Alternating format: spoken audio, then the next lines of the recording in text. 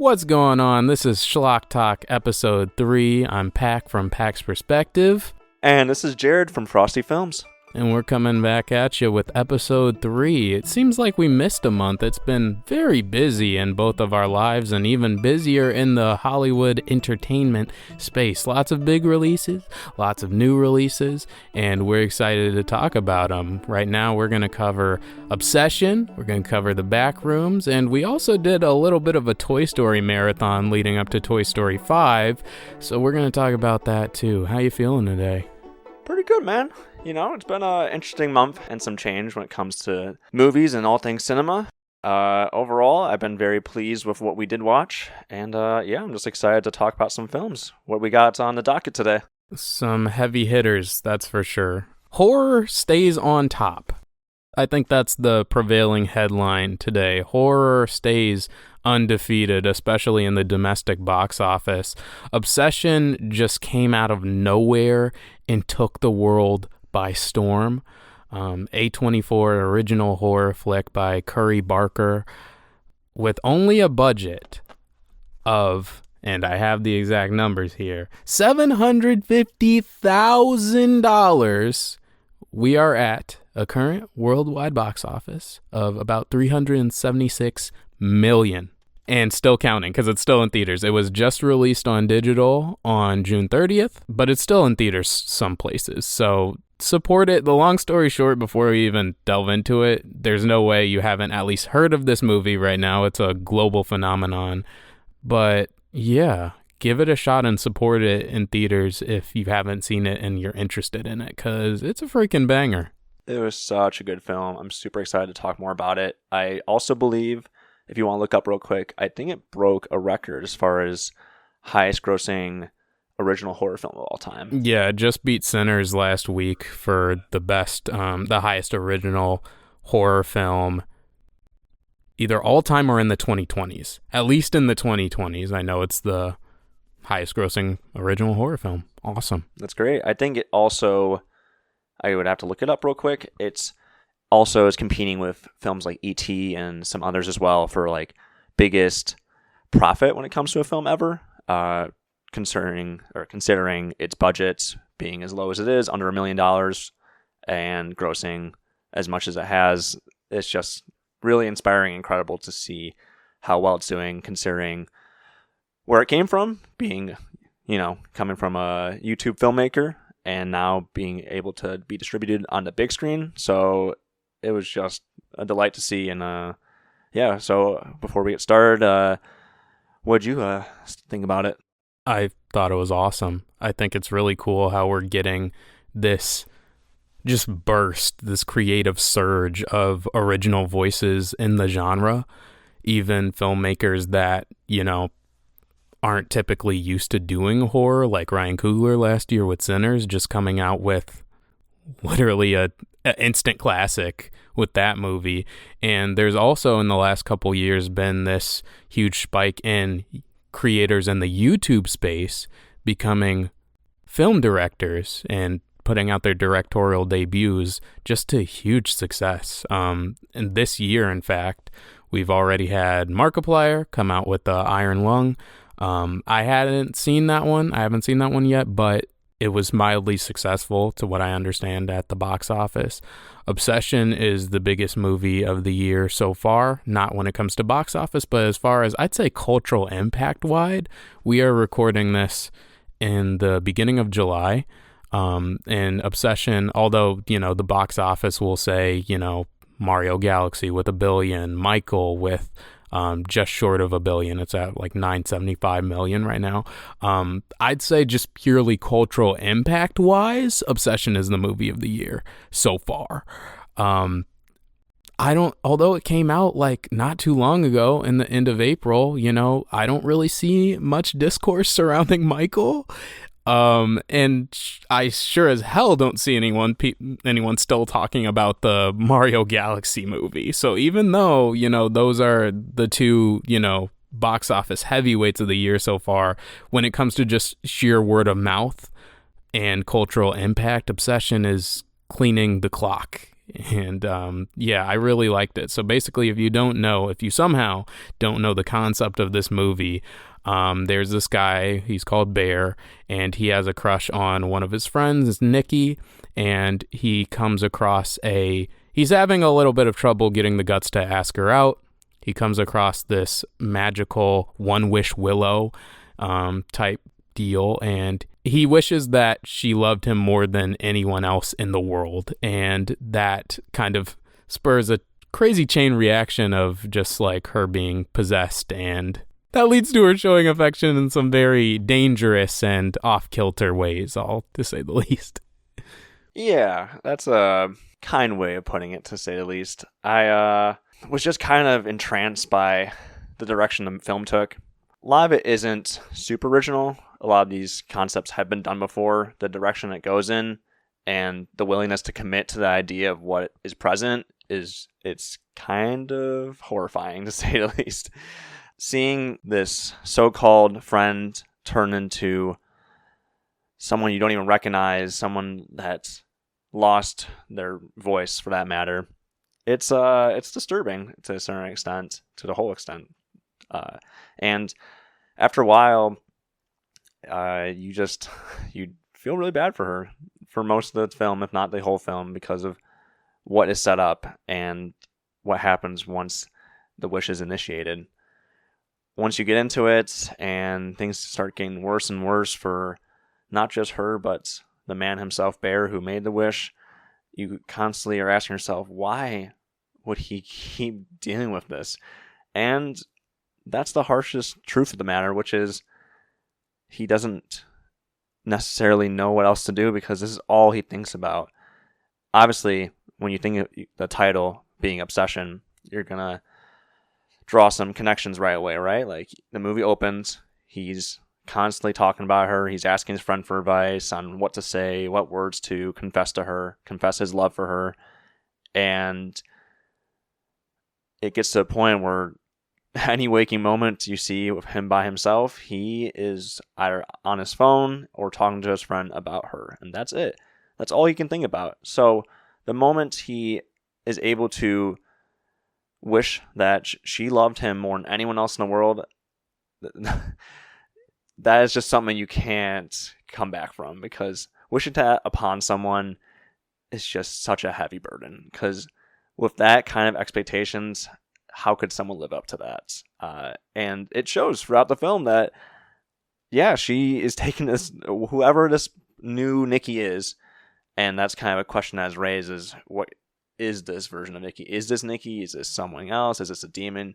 It's kind of left up in the air, but the version of Nikki that we as the audience see going forward once he makes the wish is the someone that you would not want to be with. But because of these preconceived thoughts he's put in his head of what he thinks they would be like, of what it would be like to be with her as a couple, it's hard for him to look past it, past all of her actions. And she does some nefarious activities that most people would jump ship, but due to his obsessive nature, he sticks around, and around he goes, and until shit gets bad. Right, to his detriment. Gets really bad, not just for himself, but the people around him.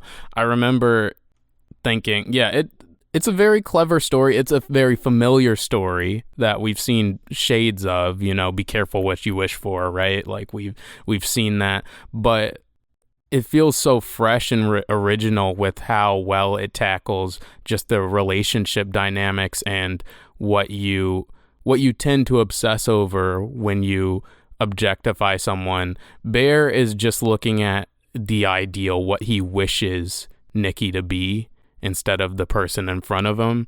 And in doing that, he essentially denies Nikki of any sort of semblance of humanity. He doesn't ever consider that this is happening to another person. He's completely in his own head about his own wish fulfillment. Literally, right? He snaps the one wish willow. So it's the movie does such a good job of just like tackling those themes and dynamics of, the dark side of attraction when you seemingly get what you want. And there's also a lot of, we'll get deeper into spoilers and things, a lot of people have seen this movie. It's really huge. We'll definitely talk more and get in the weeds a little bit about some of the crazier shit that happens, but I just think it was a very fresh take on a familiar idea. And a lot of that has to do with the dynamics and the chemistry between the actors. Specifically, of course, Indy Navarrete, breakout performance. She's absolutely incredible. She's pulling a double role here in a way. She plays Nikki in the first act of the movie, when we just see who she is as a person naturally, and then the insane possessed Nikki that is head over heels obsessed with Bear. There's several scenes where, if you want to think about it like a possession or like she's in the sunken place or whatnot, there's several scenes where Nikki, the real Nikki, will come up to the surface and like regain control of her body, and that will just completely like turn the scene on its head, and she has to be in a completely new person, a new scenario. Just the way these scenes play out, the dynamics, she's able to turn on a dime just out of nowhere. And I feel like a huge reason why this performance is instantly recognizable and iconic, and it's completely taken over the internet, is just the different facial expressions, the different ways she can contort. It's an incredibly stunning physical performance. The way she's able to turn on a dime and change the dynamic, the emotional dynamic of any given scene, it's amazing stuff to watch, dude. This is definitely one of the best horror performances I've ever seen. Easily, she, for good reason, is the highlight of this film. There's a lot of great aspects to talk about, but when you think about this movie, I think she is naturally going to be the takeaway.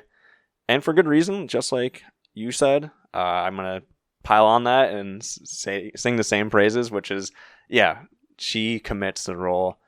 You don't know what you're going to expect every time she's on screen. She's literally crazy, unpredictable, and chaos incarnated. And that's what makes her so captivating to watch. The way she just like slowly moves out of corners and does weird like movements with her fingers. Contortions, yeah.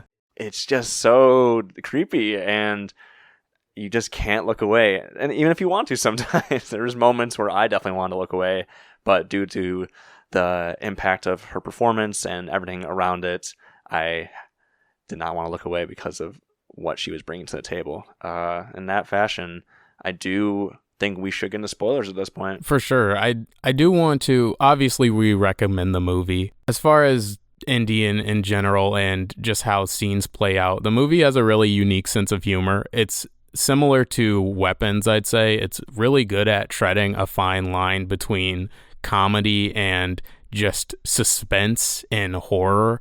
The levels of tension that's able to reach in any given scene to just be broken in a very unsuspecting way with a moment that makes you laugh. It's very impressive how both sharp the script is and how great the performances are. I watched this with my girlfriend, and we were in a mostly packed theater, and we were laughing for a good amount of it because we were both just so uncomfortable. But a scene in it was able to be just genuinely funny and just shit your pants terrifying, all in the same breath. All in the same. It's amazing how well this movie can just change gears all of a sudden. So yes, we obviously recommend it. Overall, if we're talking in general, I'm going to give it a 8 out of 10. I gave it a 4 stars on Letterboxd. So yeah, it's a solid 8 for me. I'm right there with you. I would also give it a solid 8. It was quite awesome. Not a directorial debut as far as his first feature film by any means, but his first big theatrical film. We didn't really talk about the director too much. He's used to directing. He's a sketch comedy director on YouTube, and this is his directorial debut, like you mentioned. And he edited this movie himself, and it really shows. Just the way the story pans out in such a rhythmic and suspenseful, like unfolding way. It just shows so much intention and comfort. The story is so confident, in its execution. every choice just feels so intentional, and it just really lands. So as far as directorial debuts go, this is perhaps the most impressive directorial debut, especially in the horror space, I'd argue, since Jordan Peele with Get Out in 2017. I'm really impressed with what he's able to accomplish here, and people are speaking out. This movie, I'm comfortable saying, from the box office turnout to the word of mouth to the social media trends, of Indy's performance, it's an instantly iconic movie, so I'm really impressed with it. We definitely both recommend it. Yeah, couldn't agree more. He did an incredible job with his first theatrical film. He has directed some stuff on YouTube as well, but when it comes to the big screen, this is a great first feature there. So some things that I really liked as far as some spoiler-ish stuff, which is just spoilers. What am I talking about? Yeah, like you said, the unpredictability when it comes to whether a moment's going to play it for a natural scare or for laughs. One moment I really like is Bear gets home to super disheveled Nikki, who's been standing there by herself. She pissed herself. She's been soaking up the whole room for God knows how long, for however long his shift lasted. And so naturally he tells her, all right, take a shower. She takes a shower, and he has to tell her, hey, we can't be feeding me the cat anymore. All right, that's off limits. She responds with, okay, honey. And that was delightful. She didn't get mad at all. She eventually got mad when he asked about the boys' night, and she naturally, as we all do, scream and shout and let it all out. And that was a fun moment. I just love the We kind of variety. passed over it. She fed him his own cat. We kind of passed over that detail. Yeah. I mean, for those, there's, hopefully you're listening to the spoiler part of this, having seen the movie, but in case you haven't, the movie starts with Bear's cat dying because he let him get into a bottle of pills that was in his bathroom, above his bathroom sink in the mirror, and the cat dies. That's like the first. A lot of the times when I'm watching like horror, suspenseful, scary movies, I really pay attention to how they introduce the concept of horror or how something's off. And the first shot of something wrong we see is just Bear's cat just lying dead on the floor. And that's right before the title drop, if I recall correctly. And it's just this very eerie moment. And he picks up his cat and he's just like, how'd you get in there? Like, this is all your fault. Like, his negligence is definitely a recurring theme in the movie. But yeah, his cat dies. He puts him in a trash bag. That's like the second scene in the movie. And then half an hour later, he's eating his lunch at work and he's like, oh, this tastes a little weird. And he sees the note like, oh, there's my cat in here. Well, it's funny because Sarah, who is the other girl that he works with, who is revealed earlier in the film to be into him, she is nosing her way around his food, his meal, notices the little note that Nikki leaves for him, and she leaves him the note that says something along the lines of, how's the food, cat, ? And naturally, he has to vomit because of said food that he realizes. It's pretty gross. It's some gross shit for sure. There's, when you talk about like moments that are hilarious, one moment just creepy as hell in the other, her duct taping the door, just like full on covering the door inch per inch with just duct tape, and him having to struggle, and oh my goodness, that noise was so grating when he has to tear the tape off to get outside. The movie's really effective with its use of sound and silence. There's plenty of moments where the sound will just cut out entirely. It's just a really well executed movie. Like, they play with the blocking a lot. Like, they really play on your horror instincts.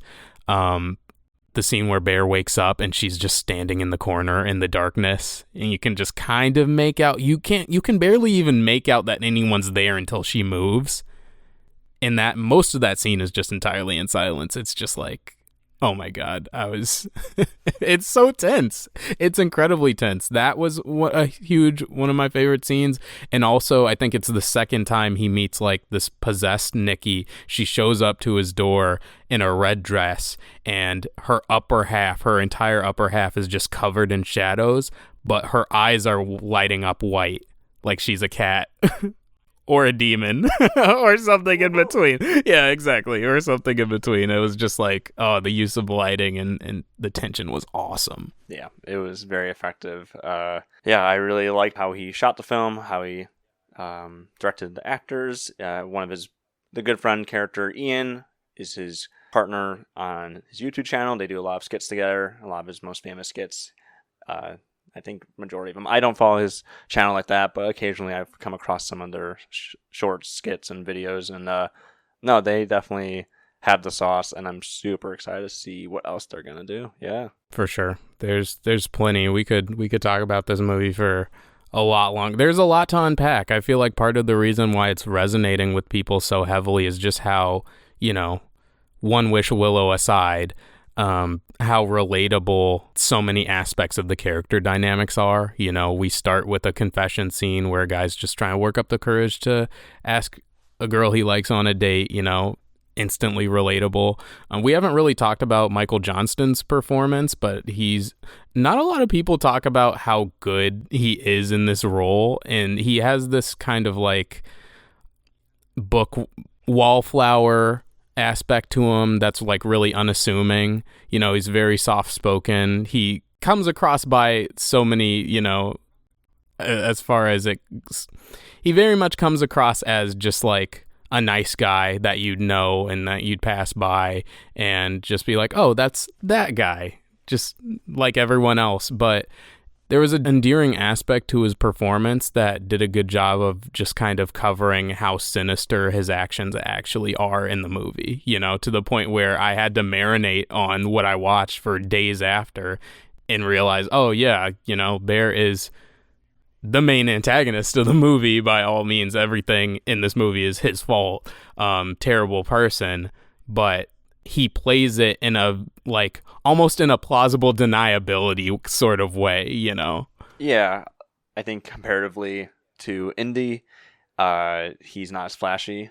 A lot of it is more understated, but through that performance, you're able to see through his eyes, and a lot of it does come off as the typical nice guy behavior. Less is more of him.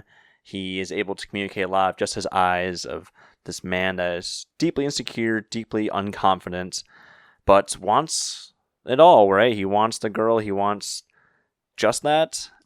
And it shows through his demeanor that this is all he really has. And it's to the point where there's a scene with Nikki where she asks him during a moment when they're sleeping together, he walks away and she asks him, hey, this is me, actually, the real Nikki.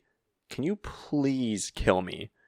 And he does not take that lightly, to a point where he responds with, what's so wrong with being with me, and that's just horrifying that he responds that way. That's just unhuman.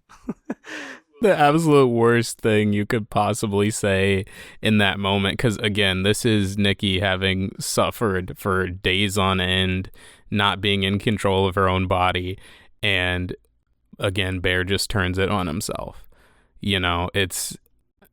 It's crazy. There's a lot when it comes to, I'm not sure how much you're kind of in the weeds with like the online discourse of this movie, but there's a lot of discussion with just the ideas of consent and autonomy that the movie brings up, because, since we're talking spoilers now, the most iconic scene in the movie is the dinner date where he kind of Bear confirms for himself that, holy shit, my wish worked. She loves me more than anything, but there's clearly something not right about her. She is clearly not herself. There's something wrong going on here. And then the scene right after they have sex, and there's just an entire conversation there when it comes to, because that's non-consensual at that point. That's rape. She wasn't in control. She wasn't herself. She wasn't in control of her own body, and he knew that, and he did it anyway. Just the first of many terrible things. You know, Bear keeps up the charade of a relationship for another week at least, knowing she's not herself. So there's there's a lot to talk about there. It's uncomfortable for sure.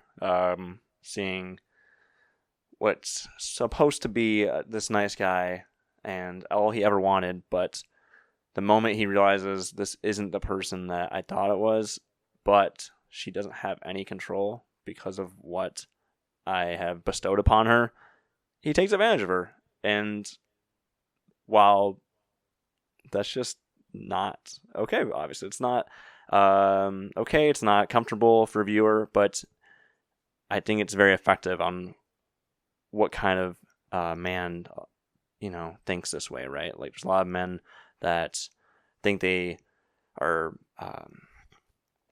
they earn something along the lines of, possession, where, I'm entitled to said woman because of what I bring to the table as a man, and that's the end of it, right? It doesn't get any deeper than that for some individuals, and it comes across within his character and performance that, he doesn't really, come across as a guy that has any more passions besides Nikki. And that's ultimately his downfall, is the fact that he can only see love and respect within her, and therefore he's not able to do that for himself, and that ultimately leads to just him wanting to end it all. He doesn't... Him needing to. That was the only way Absolutely. out, I think the movie he's just such a well written and performed character that the movie, he's multifaceted, he's multidimensional. On the surface, he's just, an everyday guy that has a crush on a girl, and because he plays that archetype of a nice guy, so well, you have to pay attention to what's actually going on with the movie of just, under the surface, how sinister his actions really get, to the point where he's completely ignoring and denying just all of Nikki's humanity in his own wish fulfillment.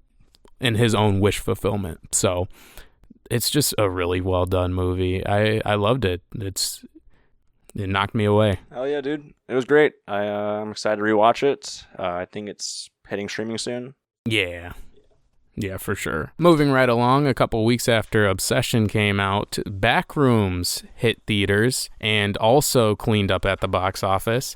This was directed by Kane Parsons, who was in fact 20 years old at the time of directing the movie. I don't know why, that just became a huge meme for some reason, the fact that he was 20 years old. But anyway, this is a A24 horror flick that stars Chiwetel Ejiofor. First time I've seen him starring in a movie in a while.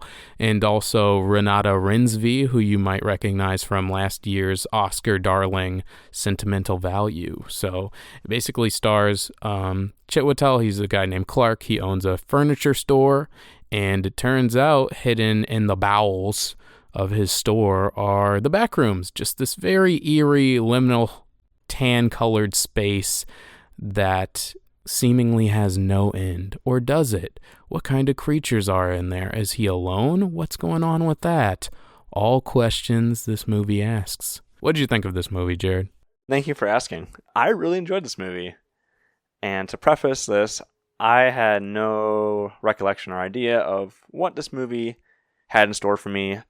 All I knew about it was that it did come from YouTube, as in there was a series that Kane Parsons, who directed the film, he actually created a YouTube series that had like a long form series that had multiple episodes that were coming out prior to this movie.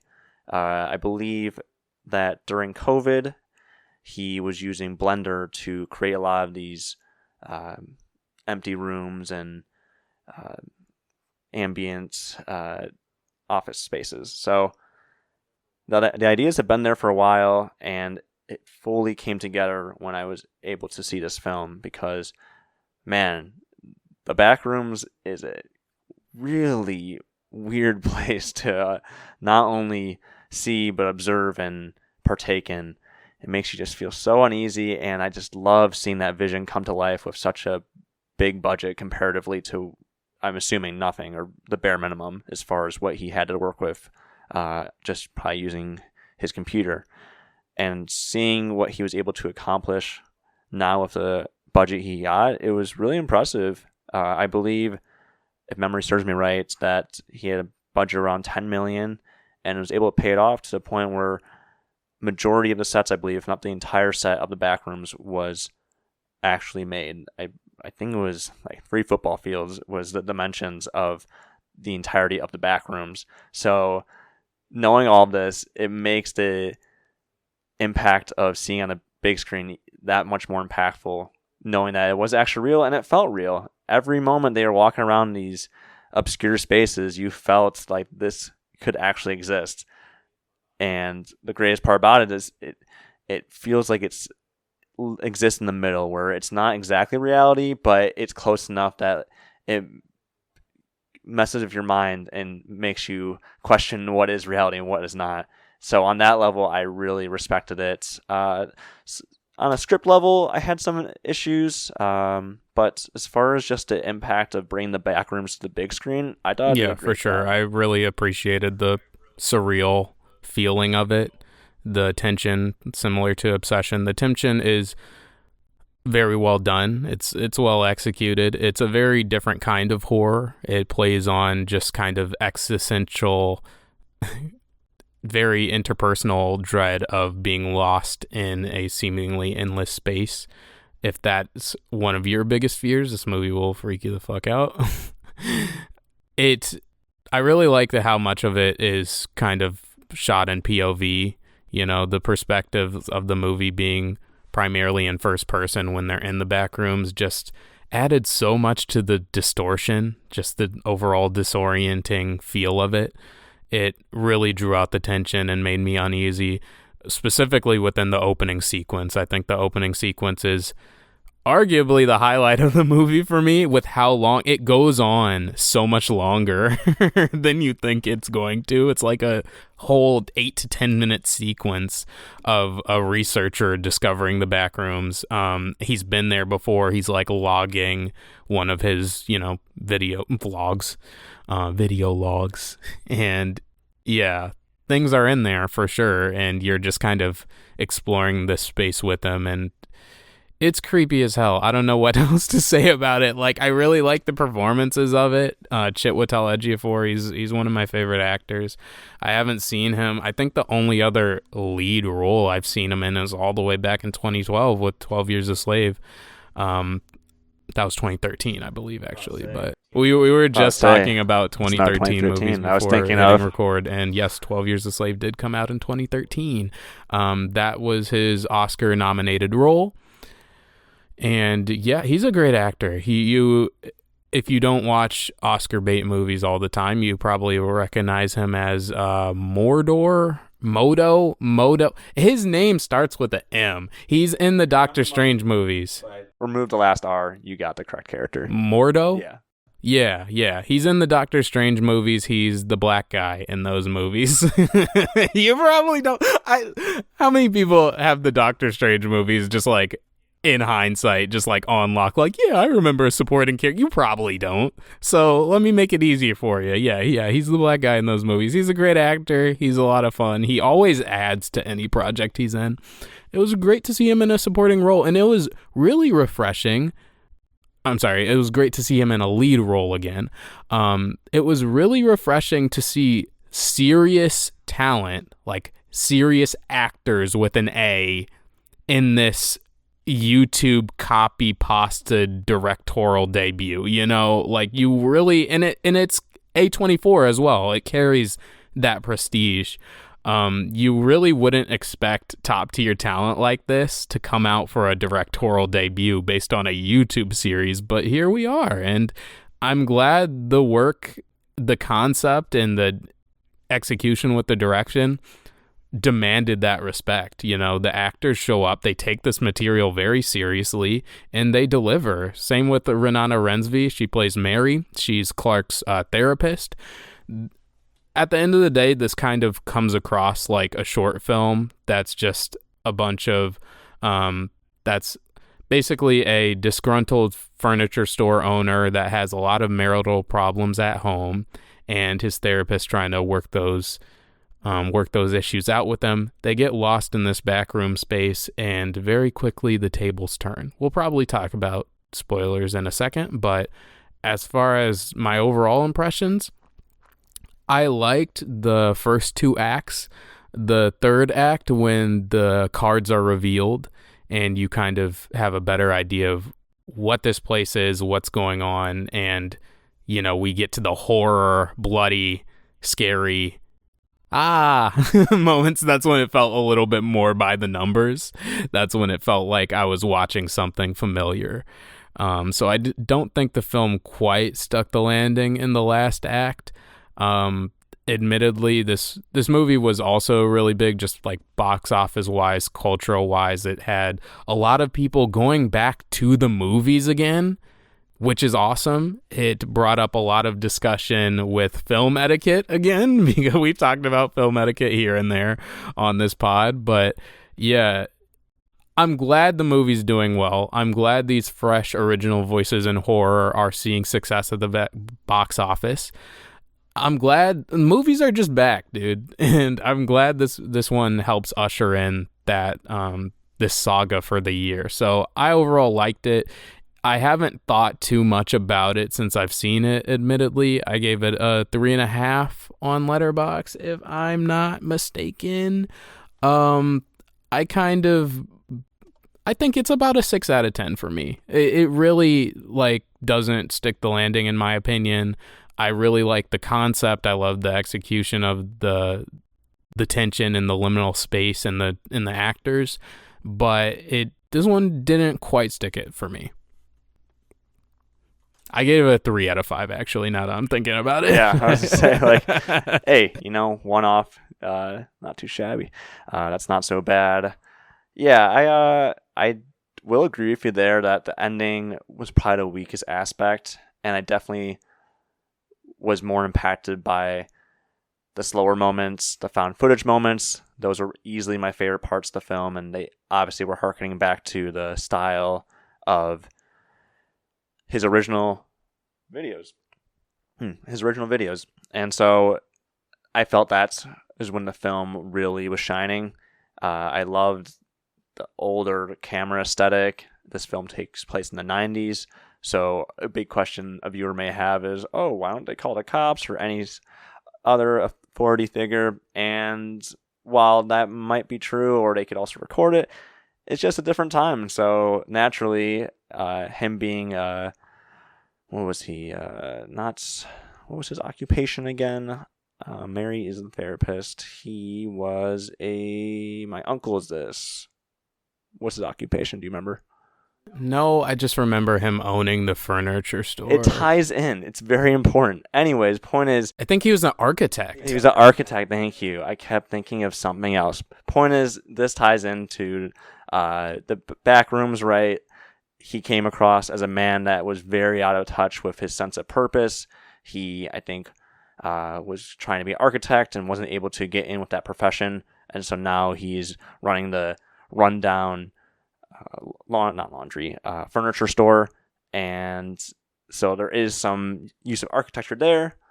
Lo and behold, he finds a secret door to a Backrooms, and naturally his sensibilities are gonna question this whole operation in the first place, and just seeing him try to make sense and maneuver these weird obstacles was quite captivating. I will agree with you that it's great seeing him in a lead role. I just love what he brings to the table, that level of uncertainty amongst himself when he doesn't know what's next, but he still is craving more because of his lack of feeling fulfilled in his day-to-day.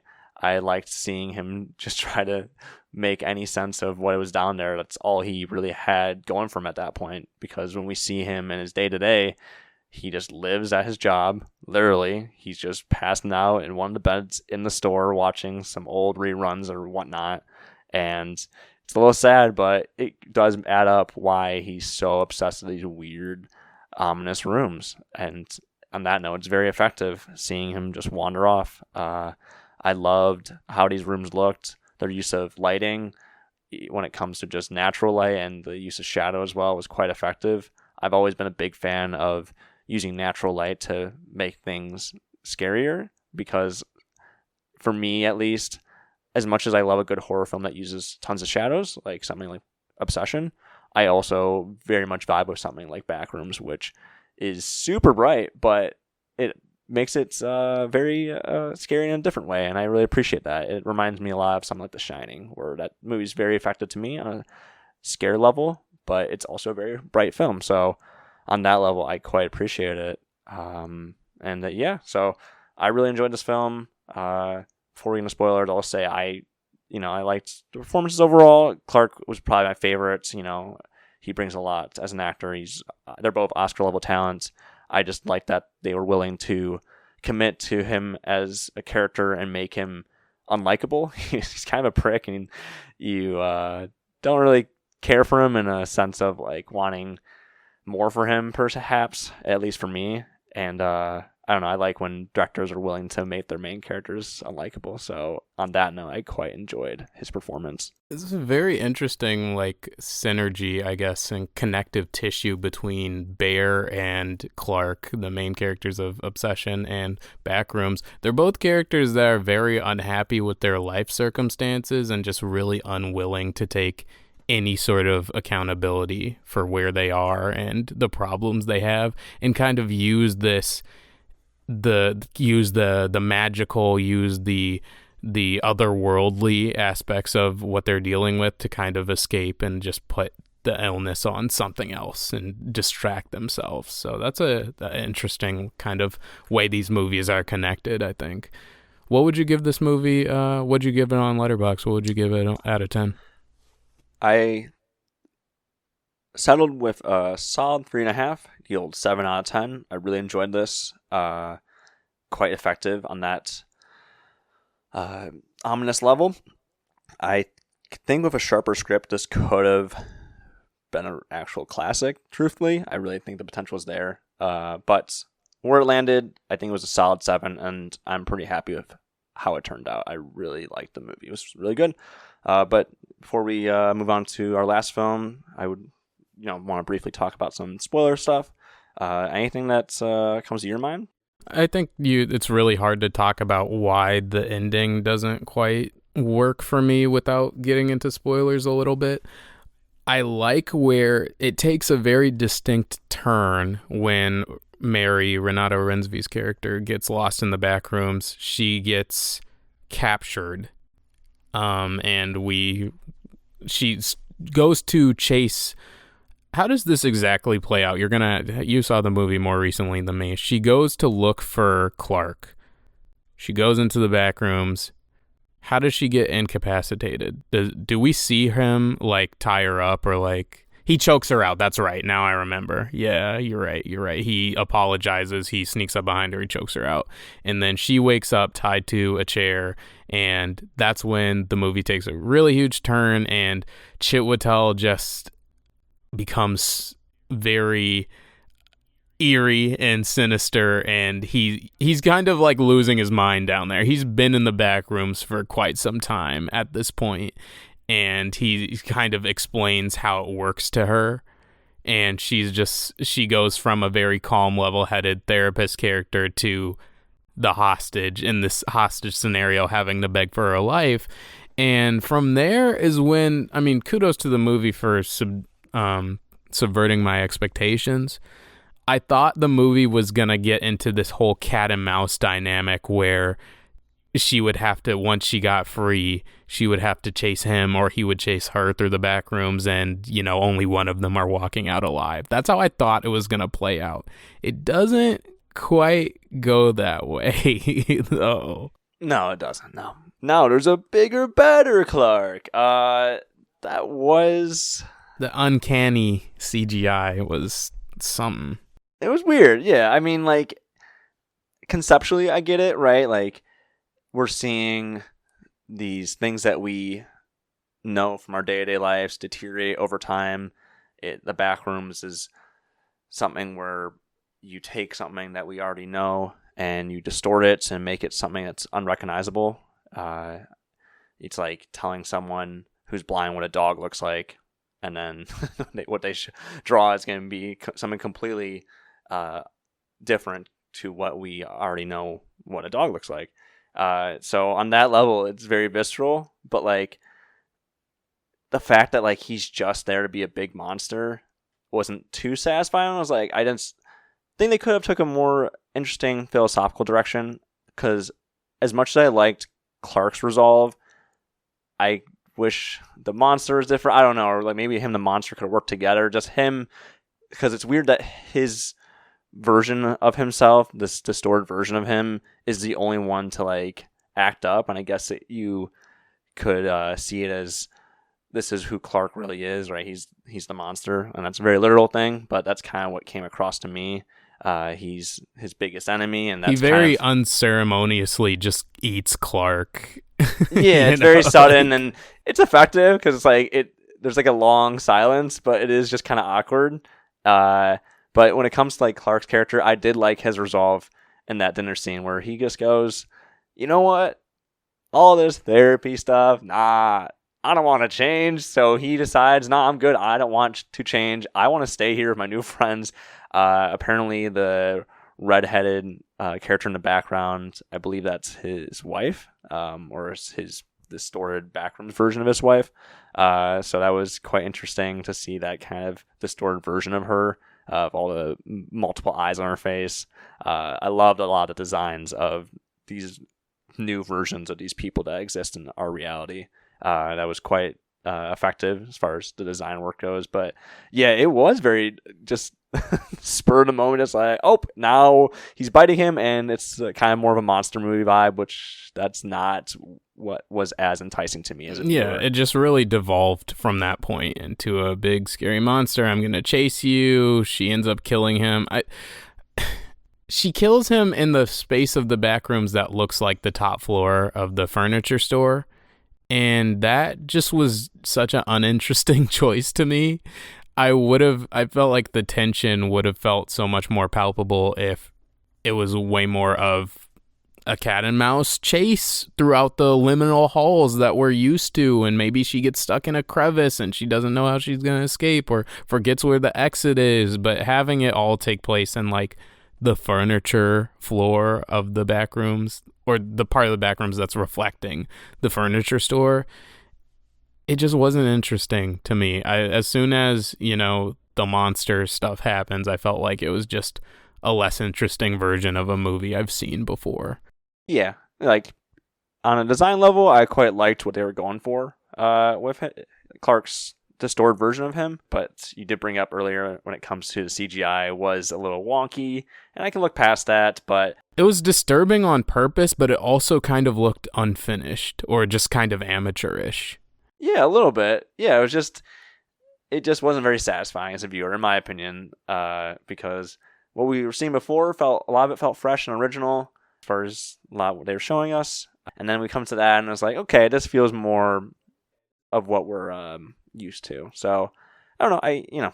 It is what it is. I liked that last shot was very effective of seeing this version of Mary that's just unrecognizable. Like she gets told at the end by one of the people that work on the back rooms, or one of the people that are investigating it. I don't know if that's the thing, is the film doesn't really tell us how the back rooms came to be necessarily. There's just a bunch of people that have come across it and now are asking questions and researching it, as in going in there occasionally and trying to figure out what it's all about, and her trying to get answers and eventually coming across these people only for them to tell her more or less what she already knows. It was interesting. It left off on an interesting note for you to speculate on, but yeah, it was effective. Yeah. I'm glad this exists. I'm glad this is doing well. I'm glad it's cleaning up at the box office. More original voices. Horror is such a creative genre to be able to let a fresh new voice in and kind of shake up the formula. So yeah, bravo. Not quite my thing, but this was good for what it is. So moving on, Toy Story 5 came out at the end of June, and we watched it. We didn't just watch it, but we watched the 4 preceding Toy Story movies as well. We marathon them bitches. So I think you know what? Why don't we just hop into it by talking about our personal rankings of the Toy Story movies? And screw it, we can include 5 in there and just kind of use that to segue into the TS5 discussion. So I'll start. My ranking is 2, 3, 1, 4, 5 from best to worst. 2, 3, 1, 4, 5. Okay, not too shabby. I'm gonna go 3, 1, 2, 4, and 5 from best to worst. 1 over 2. 1 over 2. I can't deny like the iconography of the first one. Like that first one is just so recognizable. It's one of the best movies like ever, and for it to be the first 3D fully CGI animated movie and still be one of the best is really impressive.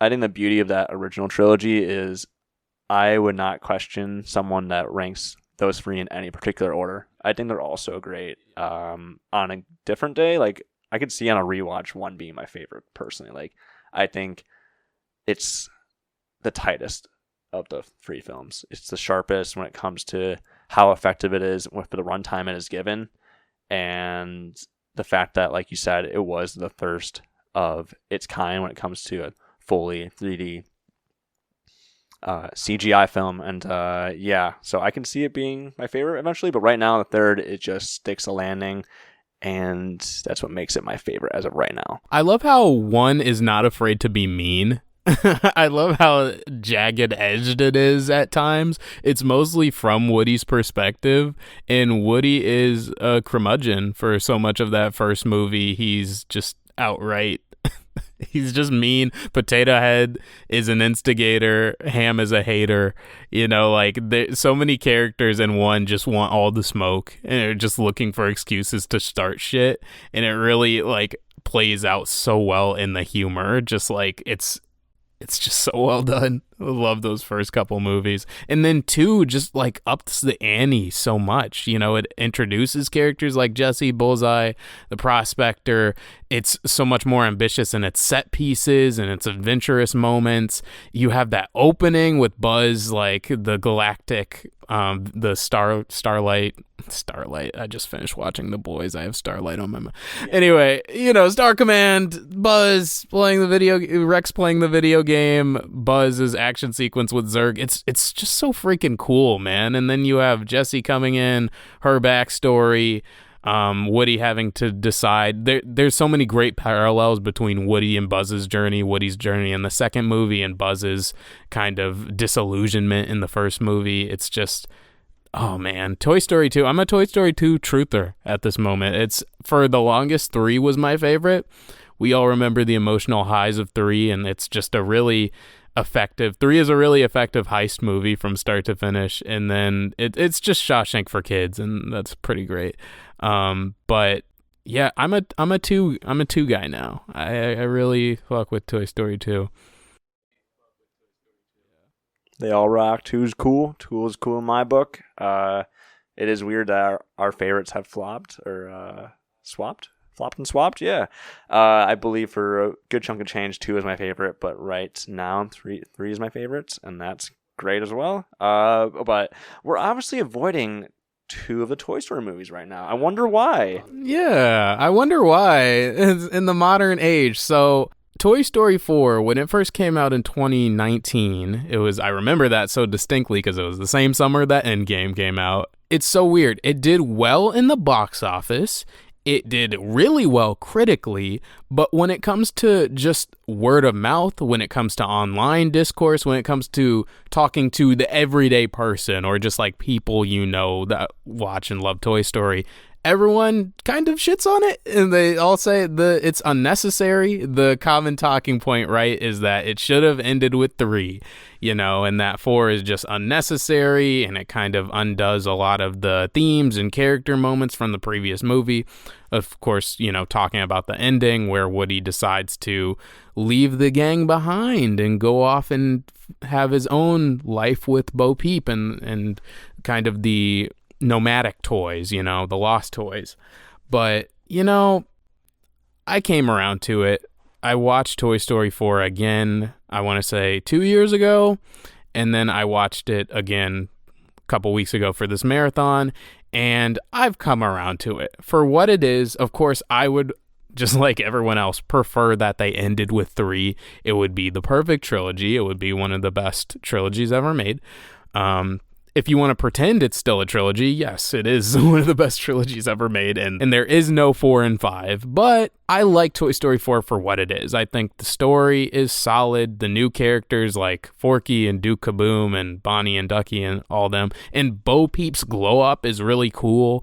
It's the most visually gorgeous of all the Toy Story movies. I could gush about Toy Story 4's use of lighting and cinematography for the rest of this podcast episode.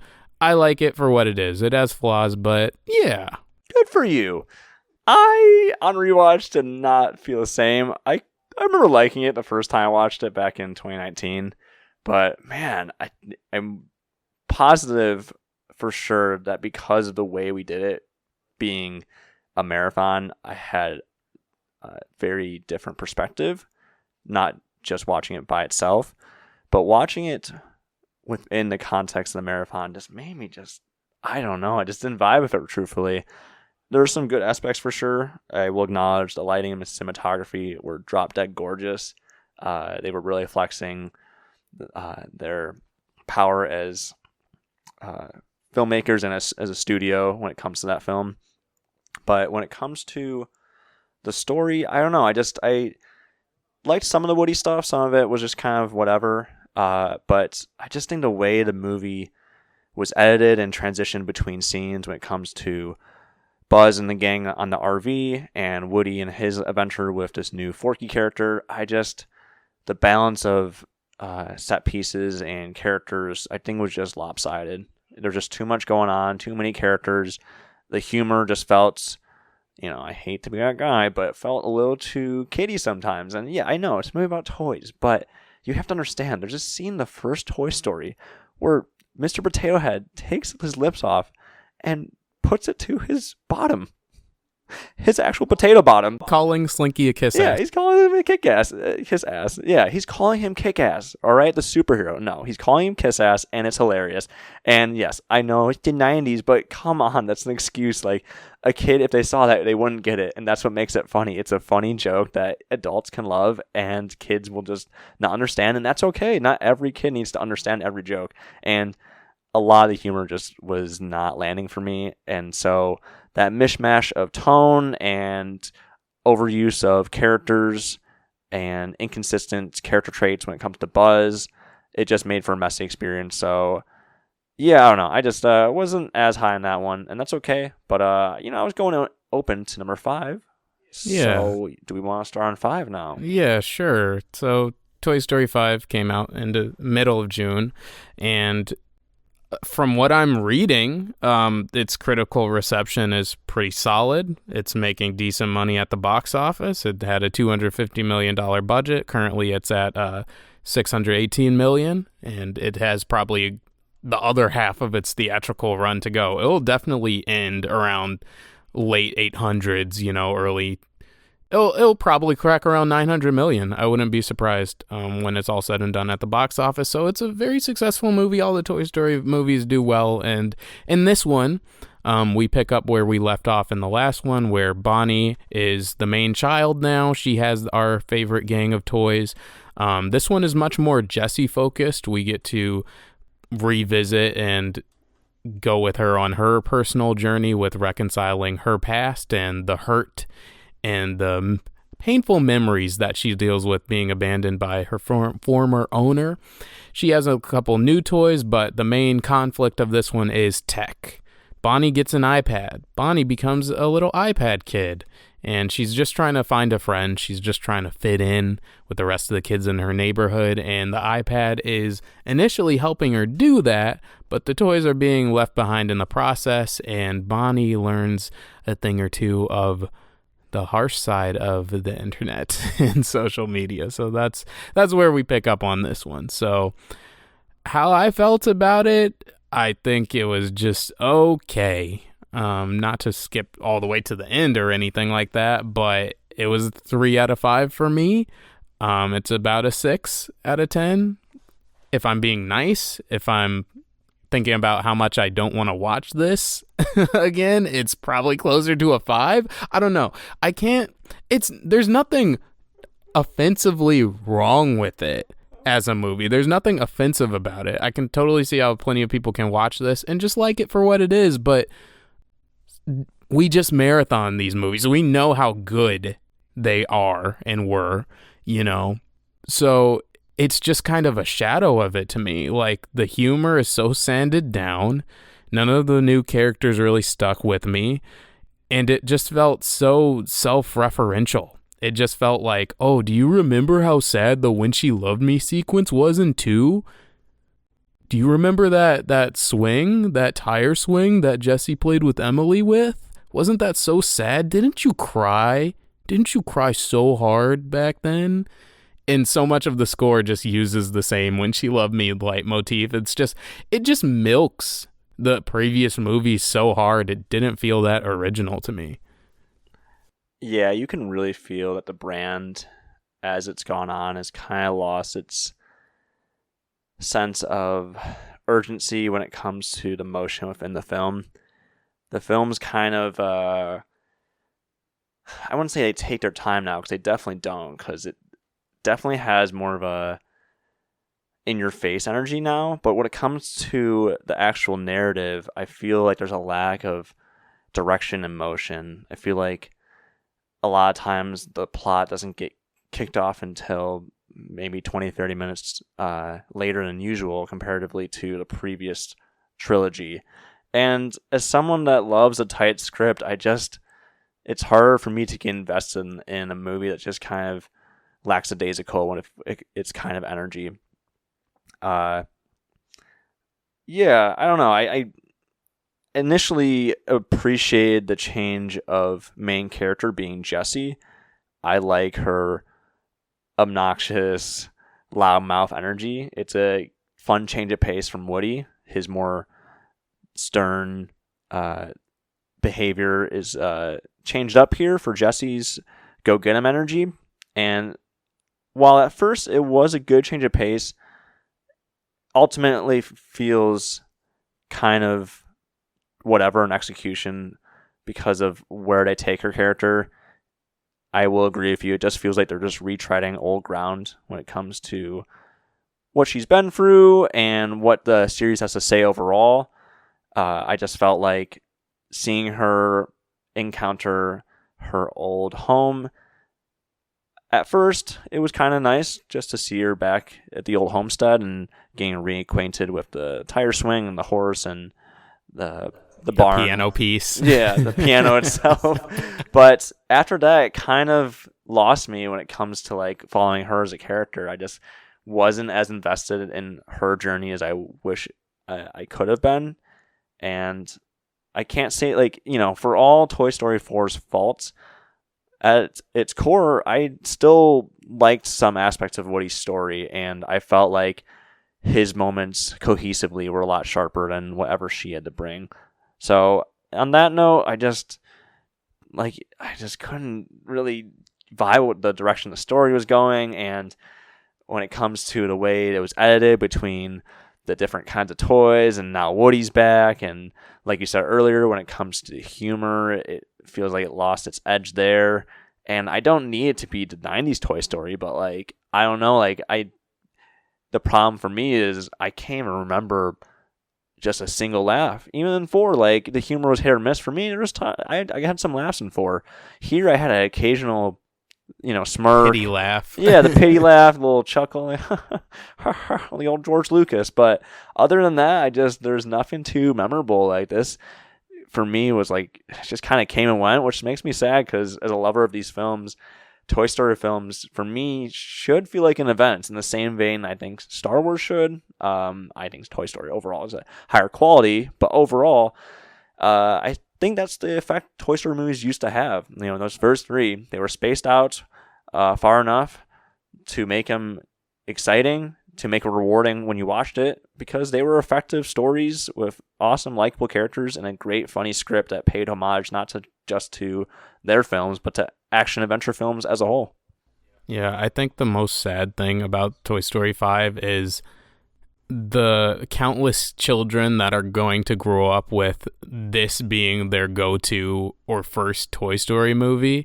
And I just, think about the children. What about the children?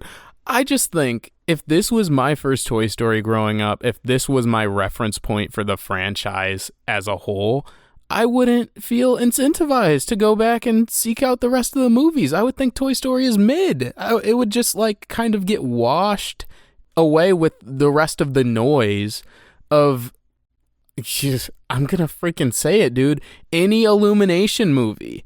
Like, the most damning stain on these type of movies is, this is why I feel like Pixar has lost a lot of their sauce and their signature formula in the 2020s. Pixar movies used to feel wholly unique. They would capture this feeling between children and adults that could only be replicated by them.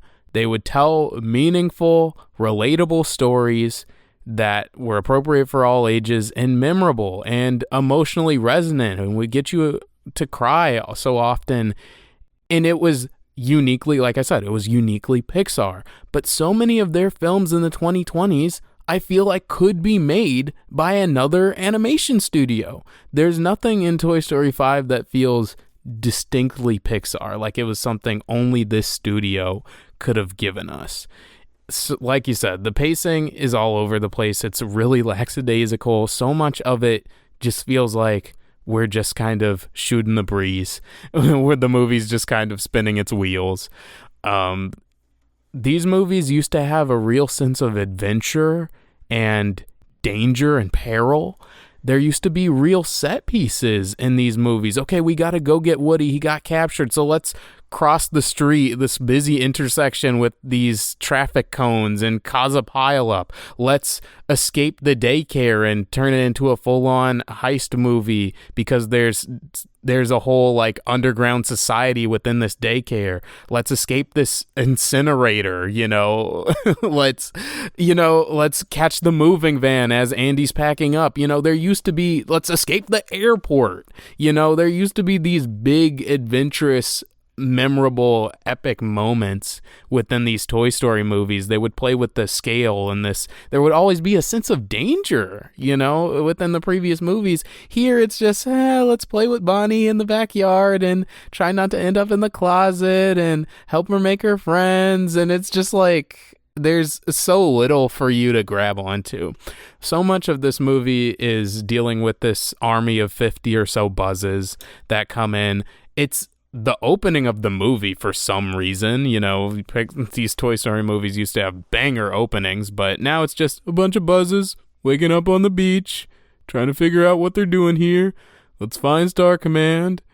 And all right, we're going to get into the army of buzzes, but basically in these modern Toy Story movies, 4 and 5, they don't know what to do with Buzz. They straight up lobotomize Buzz in the 4th movie, just having him say, "Oh, let me follow my inner voice, Woody."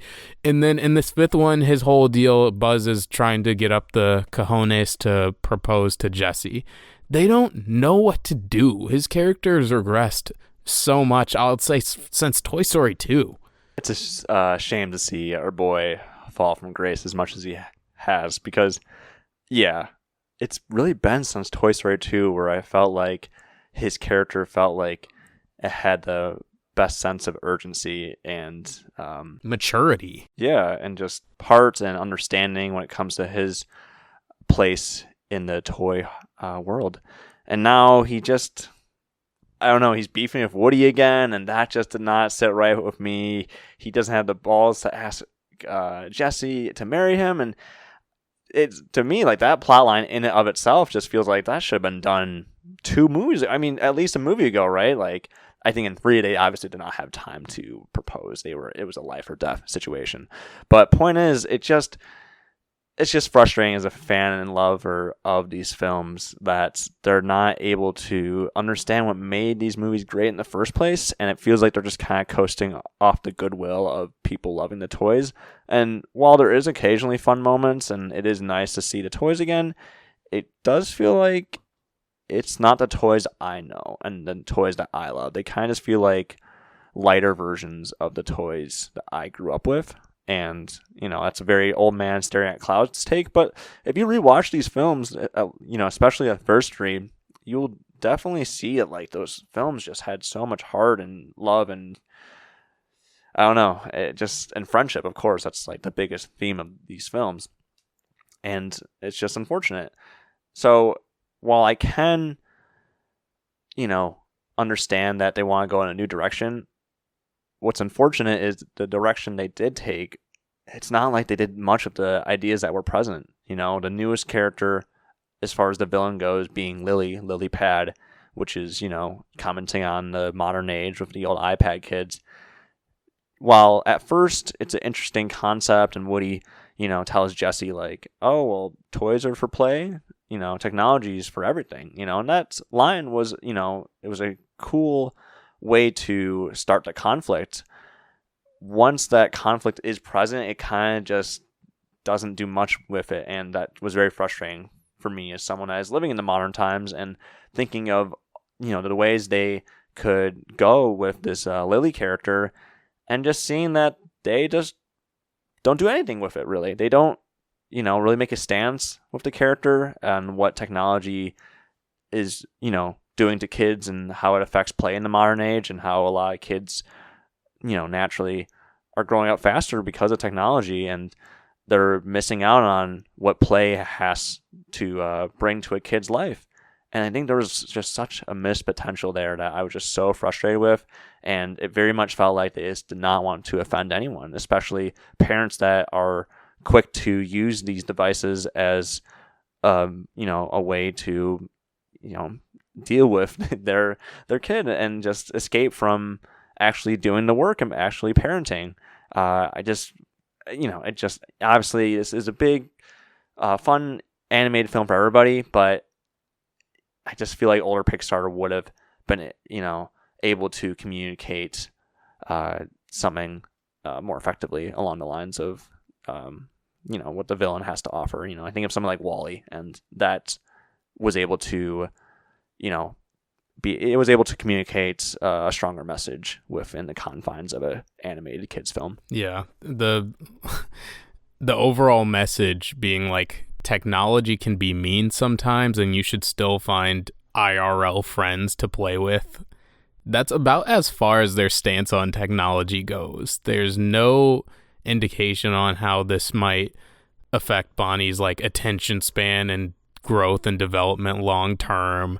It's the furthest they go is, oh, she misses breakfast sometimes. She's up late at night and early in the morning on her iPad, but there's no bite. There's no real commentary or message. The concept of technology, just its impact and its evolution, is so largely unexplored. The furthest they go is there's like this social media component to her iPad where she's able to connect and chat with other kids in her neighborhood, and they make fun of her with laughing emojis and baby crying emojis for still playing with toys.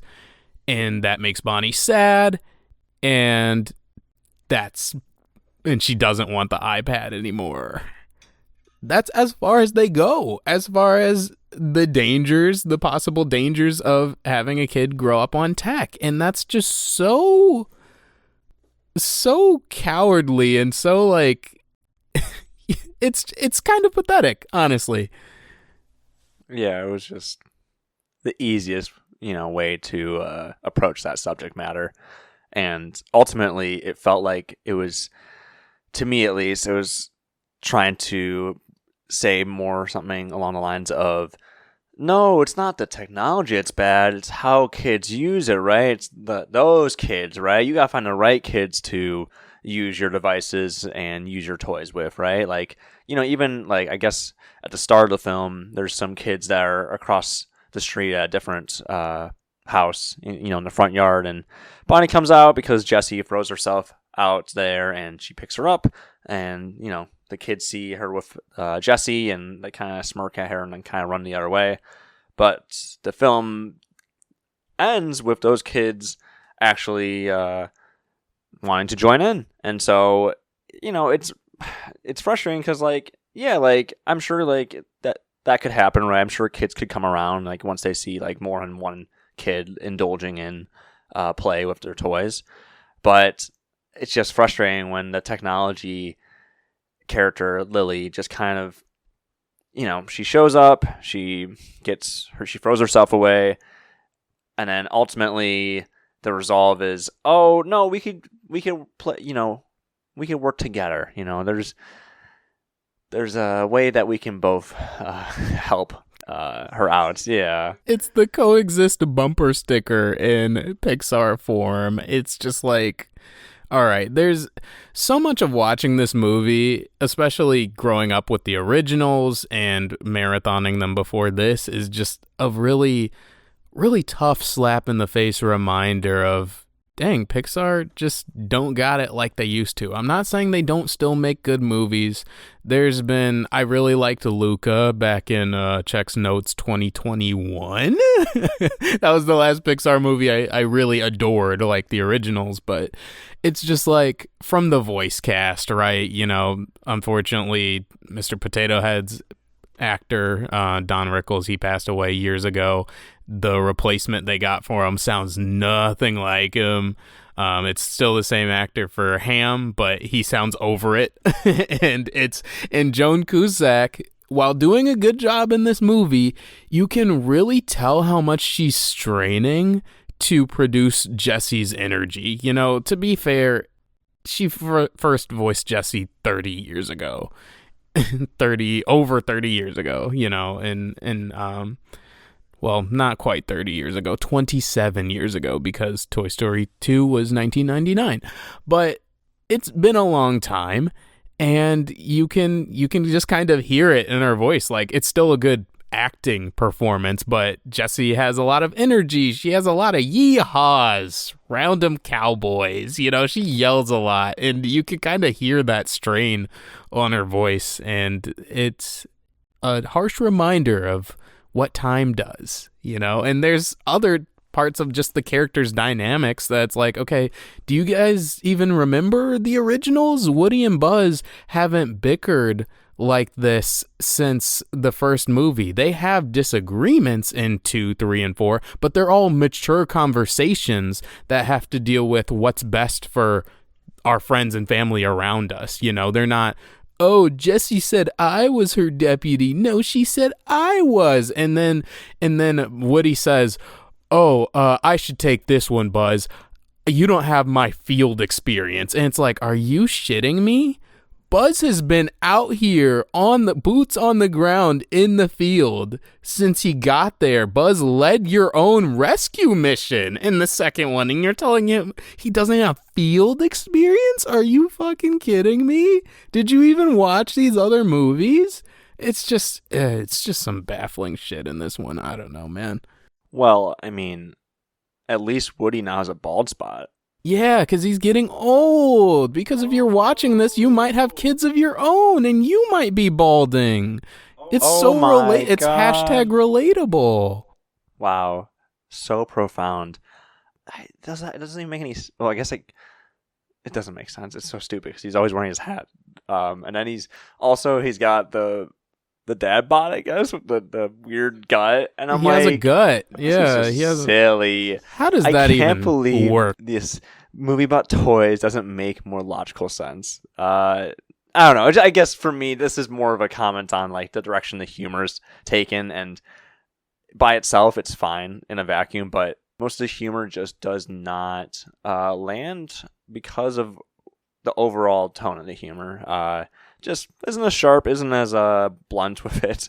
They bring in a new guy, which is like the only new character that I actually remember outside of Lilypad, which is Mr. Smarty Pants, voiced by Conan O'Brien. What do you have to say on the matter of this dude? I can't remember a single joke he told. It was Conan O'Brien voicing him. There were plenty of jokes.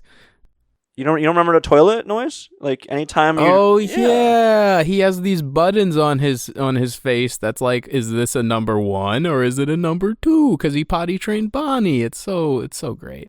Actually, it's Blaze. Oh yeah, yeah. There's a new kid that Bonnie makes friends with called Blaze, and they end up being friends.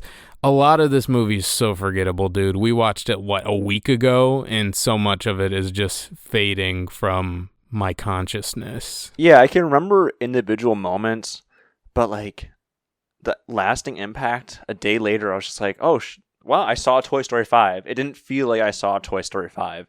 And like even for like, I would probably give these the same score, but this one's definitely worse. Obviously, I rated it the lowest of the five. What'd you give it? I'd give it a 5. 5 out of 10. Yeah. Yeah. No, sorry, no 5 stars out of 5. I just have no like desire to revisit it. I think you brought up like if you were ever to do another marathon, 4 is the one that you go, or not 4, 5. Maybe we could skip 5.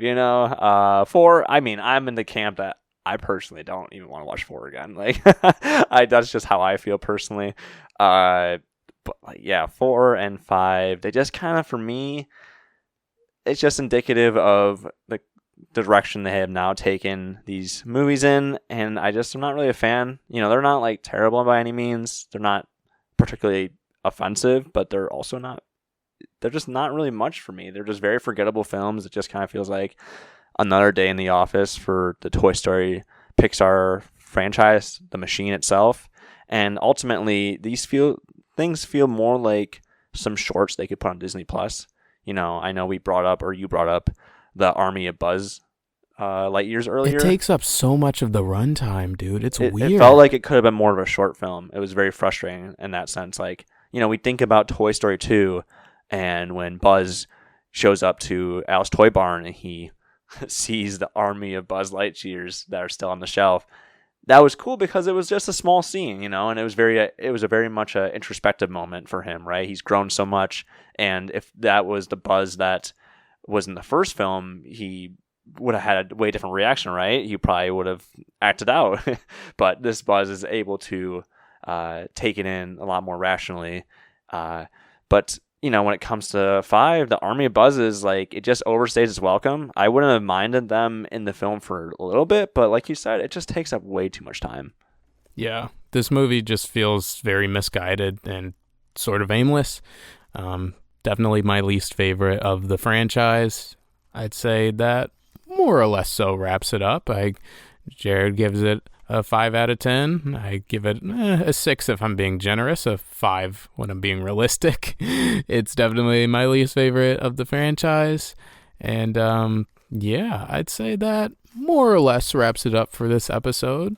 Yeah, one last thing. Just a brief spoiler. I did like that. Like, the best moment for me was at the end with Jessie. This is a spoiler moment where she goes to the old tree with the tire swing, and she notices, I think, something, the sun is shining off of this object. She gets the horse to dig it up, and she finds like an old lunchbox that Emily, her previous owner before, well, I guess it's been a minute. Point is, it was before Bonnie and Andy, and that was her owner.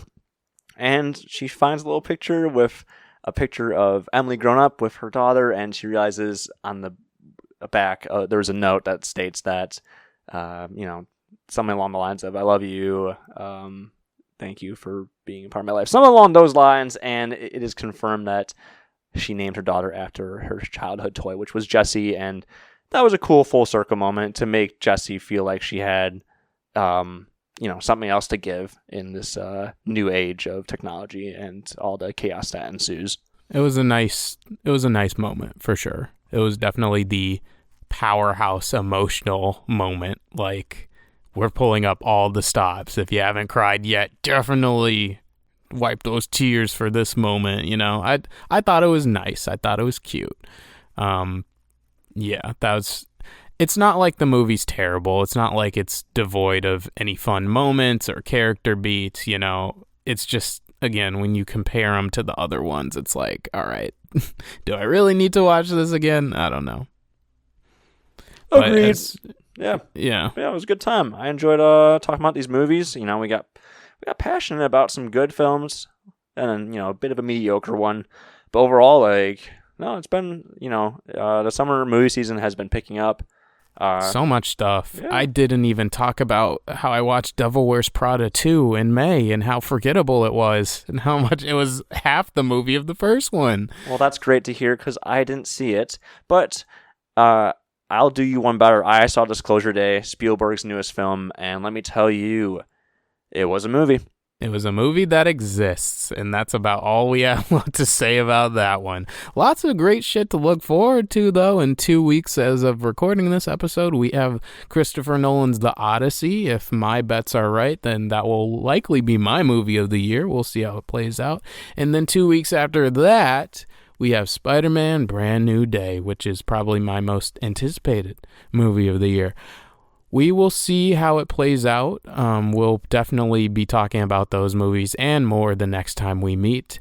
Thanks so much for listening. You can follow myself and Jared on Letterboxd or any of our socials in the description. Subscribe if you listened up until this point and you appreciate the content. I am Pac. Thanks so much for hearing my perspective. And this is Jared from Frosty Films.